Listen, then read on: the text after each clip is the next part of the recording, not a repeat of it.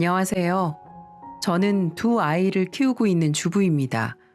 매일 집에서 다른 사람들의 사연만 듣다 제 사연을 쓰려고 하니 조금 떨리네요. 제 사연은 시청자님들이 보시면 너무 황당하고 어이가 없어 깜짝 놀랄 만한 사연이기도 한데요. 이 남편이라는 인간과 믿었던 친구에게 너무나도 믿을 수 없는 일을 겪어 천천히 적어보려고 합니다. 남편은 완전 개쓰레기였어요. 그 친구년도 개차반 인간이었고요. 먼저 저에게는 20년 지기 친구가 한 명 있습니다. 이 친구는 중학교, 고등학교를 같이 나온 오랜 고향 친구였고 인연이 오래된 만큼 우리의 사이도 가족처럼 가까웠던 친구였죠. 서로 고민을 들어주고 아껴주며 집안의 경조사나 좋은 일이 있을 때마다 서로 왕래하며 축하해줄 정도였으니 단짝이라고 말을 해도 되겠네요. 그 친구의 이름은 김진영이었는데 항상 네 친구 중에 누가 제일 소중해? 라고 물으면 생각할 것도 없이 말할 수 있는 친구가 진영이었어요. 그렇게 우리는 학창 시절부터 친하게 지냈고 어느덧 성인이 되어 우리는 결혼까지 하는 나이가 되었습니다. 우리의 우정은 결혼을 해서도 이어졌어요. 결혼은 제가 먼저 했지만 어쨌든 그 친구도 비슷한 시기에 시집을 가게 되면서 저희는 부부 모임을 거의 한 달에 두세 번 정도 할 정도로 자주 모였어요. 그 덕에 저도 진영의 남편을 잘 알고 있었고 진영이도 제 남편을 잘 알고 있었고요. 서로가 바쁜 날이면 애들도 봐주면서 참 가깝게 지냈습니다. 그래서 더 자주 만나 시간을 함께 보냈죠. 하지만 그렇게 믿었던 친구가 제 뒤통수를 치게 될 줄은 꿈에도 몰랐습니다. 진영이는 남편과 결혼하고 아이를 갖게 되면서 그 이후로는 계속 주부로 지내왔습니다. 물론 저도 마찬가지였고요. 그런데 어느 날 진영이만큼은 아니더라도 어느 정도 친하게 지내고 있는 고등학교 동창 중 한 명에게 연락이 왔어요. 여보세요? 지연아, 오랜만이다. 잘 지내지? 근데 무슨 일이야? 미수가 다른 게 아니고 너 요즘 남편이랑 별일 없지? 잘 지내지. 근데 갑자기 그건 왜? 아니 그게 내가 며칠 전에 네 남편이랑 진영이 둘이 웃으면서 음식점 들어가는 걸 본 것 같아서 둘이 분위기가 좀 심상치 않아 보여서 말이야. 근데 너희 부부 원래 자주 왕래한다고 했어서 그냥 넘어갈까 했는데 아무리 생각해도 좀 걸려서 전화를 해준 거야.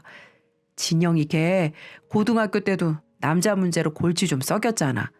잘 살펴봐. 또 혹시 모르니까. 고마워.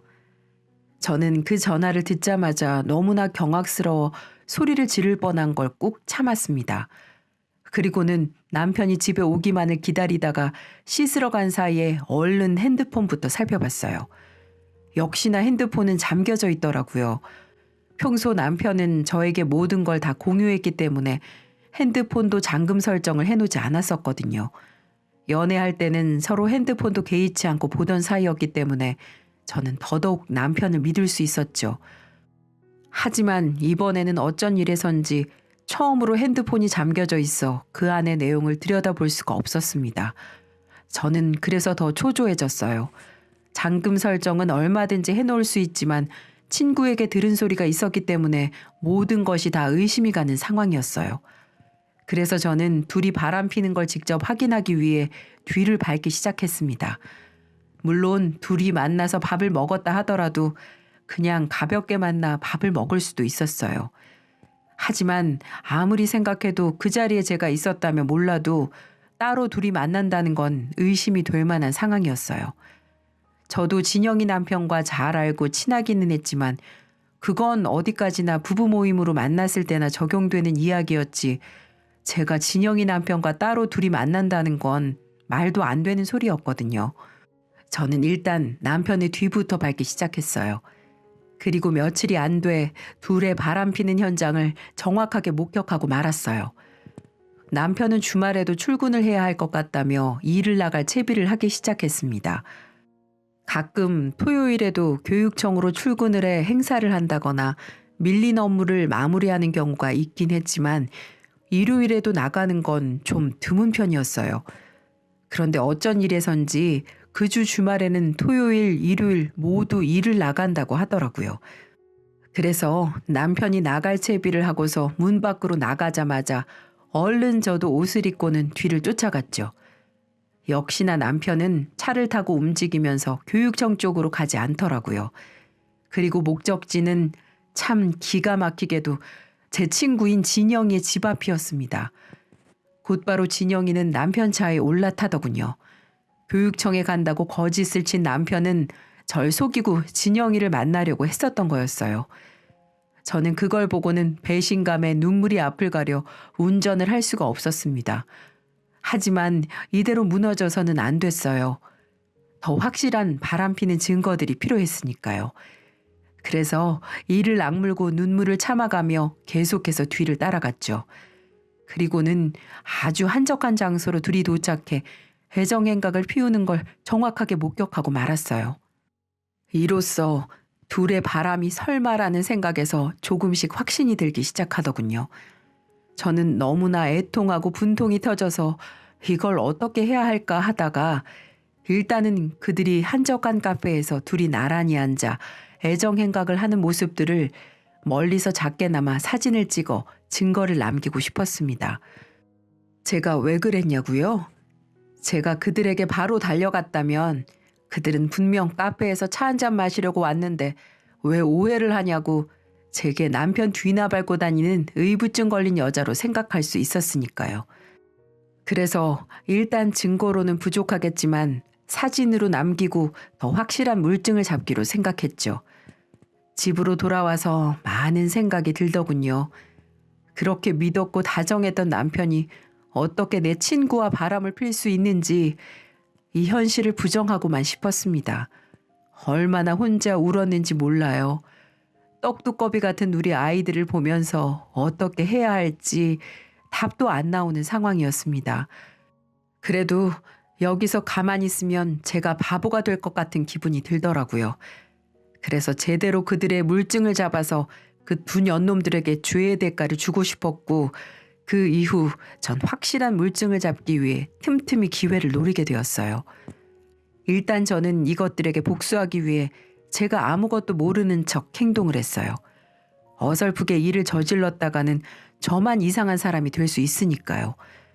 평소처럼 남편이 출근할 때 와이셔츠 다려주고 아침밥 챙겨주고 퇴근할 때도 꼬박꼬박 저녁 밥상도 차려올려 바쳐드렸습니다. 당신 갈수록 된장찌개 맛이 깊고 맛있어져. 역시 우리 마누라 밥이 최고라니까.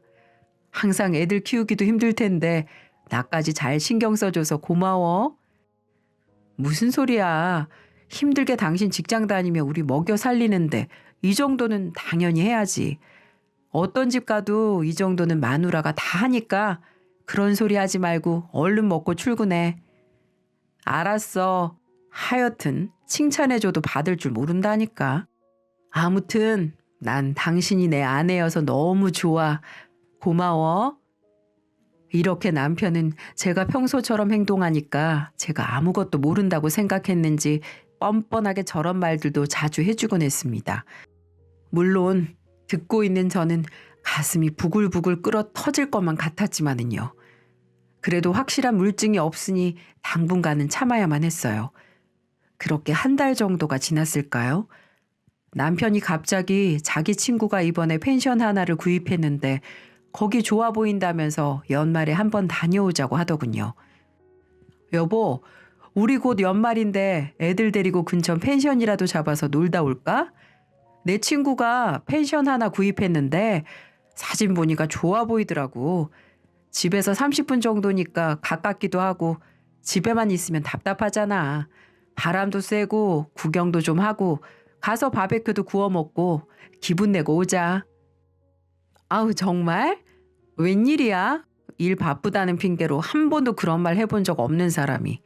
알았어. 애들이 겁나 좋아하겠네. 그동안 소홀해서 미안해. 그래서 이렇게 연말에라도 잠깐 바람 쐬고 오자고 이야기하잖아. 그래, 알았어. 그렇게 알고 있을게. 갑자기 펜션에 가자는 남편의 제의에 어리둥절했지만 다음날 저에게 갑자기 묘한 계책이 떠오르더라고요. 어떻게 보면 이번 기회가 남편과 진영의 불륜을 잡아낼 수 있는 기회가 될 거라는 생각이 들었거든요. 저는 곧바로 진영이에게 전화를 걸어 우리 연말에 펜션 놀러 가기로 했는데 시간 되면 너네 부부도 같이 갈 거냐고 물어보았죠. 진영아, 이번에 남편이 애들 데리고 근처 펜션에 놀러 가자고 하네. 벌써 펜션까지 예약을 했나 봐. 남편은 애들 데리고 가자고 하는데 생각해보니 그래도 연말인데 그날은 아이들 없이 해방된 느낌으로 즐기고 싶다는 생각이 들어. 너네는 그때 시간 어때? 시간 되면 아이들 친정에 맡기고 가서 바람이나 쐬러 가자고 전화했어. 어머, 그래? 초대해주면 우리도 좋지. 고맙다, 야. 우선 그렇게 알고 있을게. 진영이는 제 전화를 받고 어떻게든 이 펜션 여행에 끼고 싶어서 목소리가 설레 보였습니다. 저는 그걸 보면서 뻔뻔하고 가증스러워 당장이라도 가서 머리끄댕이를 잡고 싶었지만 참을 수밖에 없었어요. 그리고 그날 저녁 남편에게 말을 해서 남편 생각도 물어봤죠. 여보, 애들 친정에 맡기고 우리끼리 다녀오는 거 어때? 오늘 진영이한테 얘기했더니 진영이도 같이 가고 싶다고 말을 하더라고. 연말에 하루라도 애들한테서 벗어나서 자유롭게 좀 놀자고. 그래. 간만에 애들이랑 좀 놀아주려고 했는데. 근데 또 생각하니까 당신도 애들 없이 노는 게 더 나을 수도 있겠다. 그럼 그래 볼까? 남편은 은근슬쩍 뒤로 빼는 척 하더니 저를 핑계 삼아 허락을 해왔습니다. 살짝 입꼬리가 올라간 걸 보니 진영이와 같이 시간을 보낼 생각에 좋아 보이는 듯 해 보였어요. 물론 제가 삐딱하게만 남편을 보려고 하다 보니 그런 생각이 들긴 했겠지만은요. 저는 참 그들이 같잖았습니다. 그런데 바로 다음 날 진영이에게 전화가 왔더군요. 바로 남편이 그날 송년회 회식이 있어서 본인만 가야 될 것 같다고 말을 하더라고요. 이게 말이 되나요? 부부 동반으로 가기로 했는데 남편이 없어도 우리를 따라온다뇨? 참 이해가 가지 않는 행동 아닌가요? 그걸 보면서 전 확실히 이것들이 그 짓을 하고 있다는 사실을 명확히 알 수가 있었어요. 물론 셋이 가면 물증을 확실히 잡을 수 있다는 생각이 들어 오히려 그게 더 나쁠 것 같지 않아 보이기도 했고요. 그렇게 펜션에 가기로 한 날짜가 왔습니다. 우리는 마트에서 장을 보고 곧바로 남편 차를 타고 진영이와 함께 셋이서 이동을 했어요. 도착해서 곧바로 짐을 풀고 잠시 쉬었다가 삼겹살을 구워 먹으러 남편이 숯불을 피기 시작했고 전 진영이와 야채랑 이것저것 반찬들을 꺼내 저녁을 차리기 시작했죠. 그런데 그때도 얼마나 웃긴 일이 있었는지 아시나요?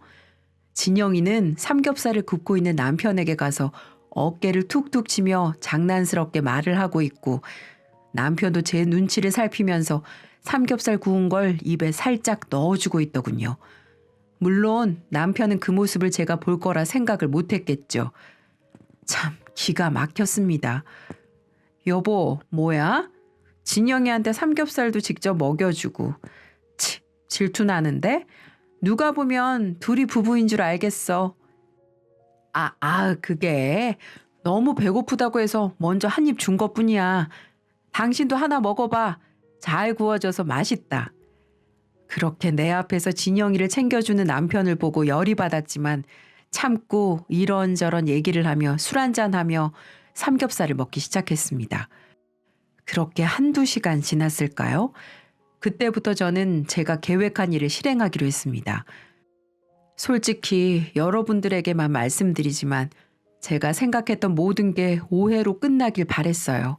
저만의 착각이었고 저만의 의심이라고 생각하길 간절히 바랬죠.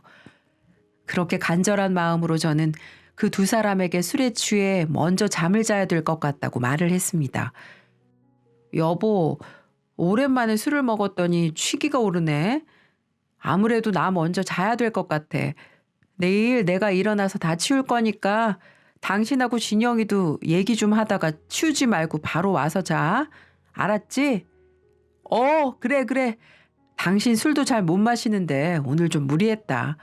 우리도 조금만 먹고 들어갈 거니까 들어가서 먼저 쉬어. 그렇게 전 말도 안 되게 두 사람을 놔두고 먼저 들어가 잠든 척을 해야만 했습니다. 그 순간이 정말 조마조마했어요. 그런 생각을 하면 안 되지만 둘이 무슨 얘기를 할까? 둘이 나 몰래 저기서 손이라도 잡고 있진 않을까? 더 심한 건 하지 않을까? 정말 불안한 건 사실이었어요. 그런 생각을 하는 걸 보니 아직 제게는 남편에 대한 애정이 남아있는 게 분명해 보였습니다. 하지만 만약에 그들이 정말 제가 있는 한 공간에서라도 그 더러운 짓을 한다면 절대 용서하지 않기로 다짐을 했어요. 그렇게 불을 꺼놓고 침대에 누워 1시간 정도 지났을까요? 남편이 제가 자고 있는 방을 조심스럽게 문을 열더니만 제가 자고 있는지 없는지 확인을 하더군요. 그러다 제가 자고 있는 모습을 하니 슬그머니 다시 문을 닫는 겁니다. 이상하지 않나요? 왜 문을 열었으면 들어와야지 다시 닫고 나갔을까요? 그 사실은 조금 뒤에 밝혀지게 되었습니다. 조금 있다 펜션 전체가 불이 꺼지기 시작했고 전 제가 있는 방에 들어오지 않는 남편을 조용히 찾기 시작했어요. 물론 휴대폰 카메라를 켜놓은 상태로요. 아무리 찾아봐도 거실과 화장실에는 없었습니다. 그러면 단 한 곳 펜션 작은 방밖에 없었죠. 그렇게 저는 세차게 그 문을 열었고 전 문을 열자마자 충격을 받고 말았습니다. 역시나 그 두 년놈들은 침대 위에서 비빔밥처럼 섞여 있더군요. 전 곧바로 불을 켰고 카메라를 들고 소리치기 시작했어요. 야, 이 짐승들아. 지금 내 앞에서 너네 뭐하고 있는 거야? 이 쓰레기 같은 것들아. 라고 말하며 먼저 사진을 찍었고 전 그 사진을 회식하고 있는 진영이 남편에게 바로 전송해버렸어요. 그리고 펜션 위치도 함께 전송을 했고 지금 당장 회식이고 뭐고 바로 오라고 연락을 했죠. 여보, 여보, 그게 아니라 정말 이번이 처음이야. 우리가 술이 좀 과했나 봐. 아유, 술이, 그놈의 술이 웬수지. 정말 우리 따로 만나거나 연락한 적도 없어. 그러니까 한 번만 눈 감아주라. 뭐? 내 앞에서 이 짓거리를 하고도 눈 감아달라고? 어떻게 교육청에서 일하는 인간이 이런 짓을 할 수가 있어? 그러고도 당신이 사람 새끼야? 애들이 이런 꼴 보면 참 좋아도 하겠다. 그리고 진영이 너 학교 다닐 때도 친구 뺏어가더니 나이 처먹어도 친구 남편 꼬시고 즐기니까 좋니? 넌 정말 친구라고 믿었던 내가 미친년이다. 너도 가정도 있는 애가 어떻게 이럴 수가 있어? 나이 처먹고 어른 됐으면 어릴 때 하는 행동은 하지 말아야지.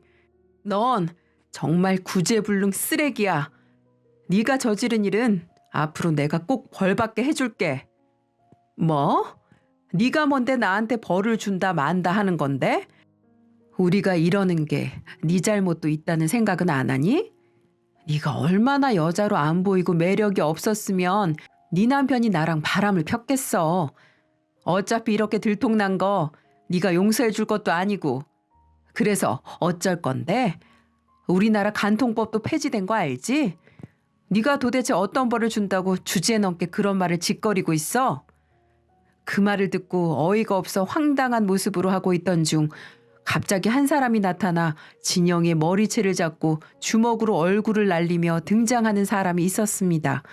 그 사람은 바로 진영이 남편이었어요. 내가 벌 줄란다 이년아. 어떻게 이런 짓을 벌이고도 잘못을 구하기는커녕 그렇게 뻔뻔할 수가 있어. 너 같은 건 사람도 아니야. 어쩐지 요즘 이상하다 싶었는데 네가 이 새끼랑 이런 짓을 벌리고 있었구나. 그래, 너 오늘 내 손에 죽어봐라. 회식을 하다 제가 보내준 사진을 본 진영이 남편은 30분 거리에 있는 펜션에 곧바로 택시를 타고 달려왔고 저와 진영이가 한참을 언쟁을 하고 있었는데 때마침 그 모습을 본 진영이 남편은 진영이에게 그렇게 말하고는 무차별적으로 구타를 하기 시작했어요. 정말 개처럼 패기 시작하더군요.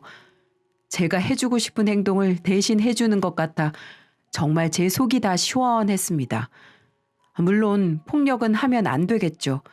하지만 진영이 남편은 이미 술을 많이 먹은 상태라 제가 말리지 않는다면 제어가 되지 않아 보였습니다. 병주 씨, 그만하세요. 이러다 죽겠어요. 이래봤자 내일 술 깨고 일어나면 현실이에요. 병주 씨만 더 곤란해질 수 있다고요. 무슨 말인지 아시겠죠? 어서 저처럼 카메라로 사진이랑 동영상 찍으세요. 뒤늦게 현실을 자각한 병주 씨는 카메라를 찍기 시작했고 저는 나중에 이게 이혼 소송할 때 유리한 증거가 될 수 있으니 잘 찍으라고 말을 해주었죠. 그러자 그 년놈들은 이불로 몸을 가리기 시작했고 돼지들이 도축장 가는 것처럼 울고 불며 그만 찍으라고 애원을 했습니다. 그렇게 우리는 증거를 확보할 대로 확보하고 더 이상 미련조차 남지 않아 두 년놈들이 사랑을 나누든 뭘 하든 신경 쓰고 싶지 않아 그 펜션을 같이 나오게 되었어요. 그날 이후로 일사천리로 우리는 이혼을 진행했습니다. 남편은 그날 펜션이 처음이었고 그 전에 만난 적도 연락한 적도 없다며 끝까지 발뺌을 하더군요. 그래서 전 무슨 개 같은 소리를 하냐며 증거를 또 보여줬습니다. 바로 그건 저번에 제가 택시를 타고 남편의 뒤를 밟을 때 카페에서 진영이와 남편이 애정행각을 하는 사진과 동영상을 보여줬죠. 그걸 보더니 더 이상 발뺌은 못하겠는지 그제서야 고개를 푹 숙이더군요. 정말 제 생각이 맞았습니다. 정말로 그때 그 모습을 보고 카페로 쳐들어갔다면 지금처럼 발뺌을 하고 오히려 절 미친 사람이라고 생각을 했을 테니까요. 그 이후 전 남편에게 이혼 소송을 했습니다. 물론 진영이 남편인 병주 씨도 저와 같이 이혼 소송을 했고요. 그렇게 소송을 준비하다 병주 씨가 제게 조심스럽게 제안을 해오더라고요. 미숙 씨, 다름이 아니라 정말 그놈하고 이혼할 생각인가요? 네, 그럼 해야죠. 그 짓을 보고도 어떻게 살 수 있겠어요? 그게 저와 아이들에게도 좋아요. 그럼 우리 이렇게 하는 거 어때요?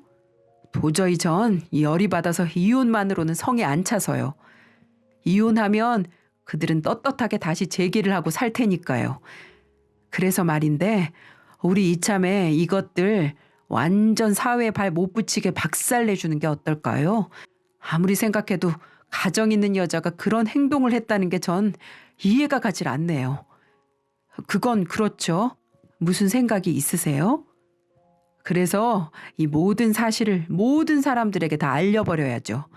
그래서 미숙 씨만 동의해 준다면 미숙 씨 남편 놈 교육청 앞에다가 현수막 떡하니 걸어서 이 인간들의 만행을 고발할까 하는데 어떠세요?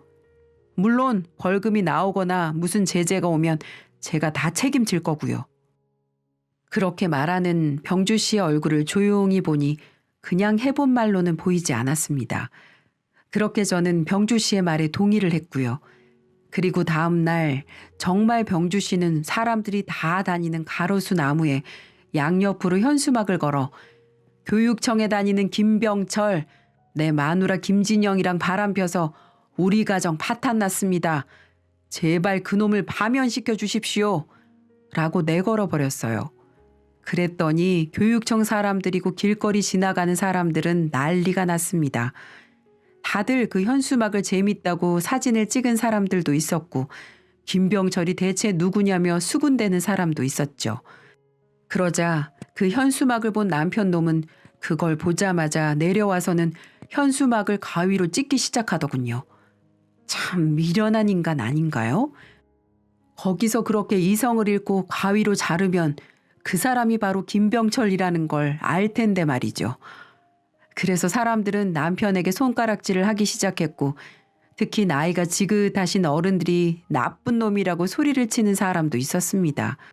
물론 그 자리에 저도 있었으니 모든 걸 보고 느낄 수 있었고요. 저를 본 남편은 당신 꼭 이렇게까지 해야겠어? 이렇게까지 내 망신을 줘도 되냐고. 나 죽는 꼴 보고 싶어? 당신 말대로 이혼해주면 될 거 아니야. 왜 사람을 이렇게 바보로 만드는 건데? 뭐? 바보? 망신? 누가 먼저 가정 있는 남자가 바람 펴서 이 꼴로 만든 게 누군데 큰 소리야? 당신이 날 바보로 만들었지. 내가 만들었어? 당신 지금 그 현수막 솔직히 얼마 안 해. 얼마든지 찢어. 난 또 내일 병주 씨랑 와서 다시 걸 거니까. 당신 같은 놈이 우리나라 애들을 책임지는 교육 공무원이라는 게 수치스러워. 그러니까 계속 이 꼴 보기 싫으면 당장 그 일 그만둬. 난 당신이 여기서 일하는 꼴 못 봐. 라며 큰 소리를 쳤어요. 그러자 주위에 있던 대여섯 명의 사람들이 그걸 보고 제게 잘했다고 응원을 해주는 겁니다. 물론 남편에게는 손가락질을 계속 해댔고요. 그렇게 그날 남편에게 대망신을 주었더니 가슴 응어리가 조금은 풀어진 것 같았어요. 그 이후 남편은 정말로 일을 그만뒀습니다. 본인이 일을 그만두지 않으면 전 정말 교육청에 쳐들어가 영상을 보여주며 정식으로 파면을 요구할 생각이었는데 남편은 자기도 깨달았는지 본인 손으로 일을 그만두더군요. 양심의 가책이라는 걸 느끼긴 한 걸까요? 그리고 진영이도 엿을 먹여주었습니다. 모든 친구들에게 진영이의 실상을 알게 해줬더니 결혼한 친구들은 빠른 속도로 저와 연락이 닿지 않은 친구들에게도 문어발처럼 알리고 알려서 한순간에 쓰레기로 만들어버렸어요. 가정이 있고 아이들이 있는 친구들은 오히려 저보다 더 화를 내며 인간 같지도 않은 그년하고는 상종도 하지 말고 길거리에서 만나면 가만 놔두지 않겠다고 저를 은근히 응원해 주었고요. 친구들은 본인이 직접 당해보진 않았어도 제 속이 얼마나 썩어 문드러져 가는지 같은 아내 입장에서 다 알 수 있었을 테니까요. 그렇게 전 남편과 이혼을 하게 되었습니다. 재산 분할 위자료 솔직히 받긴 했지만 돈도 얼마 되지 않았고 양육권과 친권을 가져온 것만으로도 만족했습니다. 무엇보다 그 더러운 인간이랑 완전히 끝을 맺었다는 게 좋았어요. 진영이도 병주 씨하고 결국에는 이혼을 했고 무슨 산거지처럼 쫓겨났다고 하더군요. 보니까 그동안 병주 씨가 모아둔 재산이 거의 없었던 걸로 보였어요. 그러다 보니 빈손으로 쫓겨나올 수밖에 없었겠죠. 물론 아이들하고도 생이별해야 했고요. 그리고 전 곧바로 그년에게 위자료 소송을 걸었습니다. 물론 그년이 위자료 줄 돈도 없는 거 잘 알고 있었고요. 알아보니 우리나라 위자료는 많이 받아야 1,000만 원에서 3,000만 원 정도라고 하더군요. 그래서 저는 최대한 받을 대로 받고 싶어서 소송을 걸었고 1,000만 원의 위자료를 지급하라는 판결을 받을 수 있었어요. 하지만 진영이는 돈이 없다며 석 달째 주지 않고 있네요. 그래서 마지막으로 진영이에게 전화해서 한마디 하고 끊었습니다. 야, 이년아, 돈 1,000만 원도 없는 주제에 바람을 폈니? 이 주제도 모르는 년이 왜 바람을 펴서 저리 거지처럼 살까? 됐고 이번 달까지 주지 않으면 당장 네 거 통장 압류 걸 거니까 그렇게 알아. 라고 말이죠. 그러자 진영이는 지금 혼자 고시원에 산다면서 제발 시간 좀 달라고 울면서 어린애처럼 매달리더군요.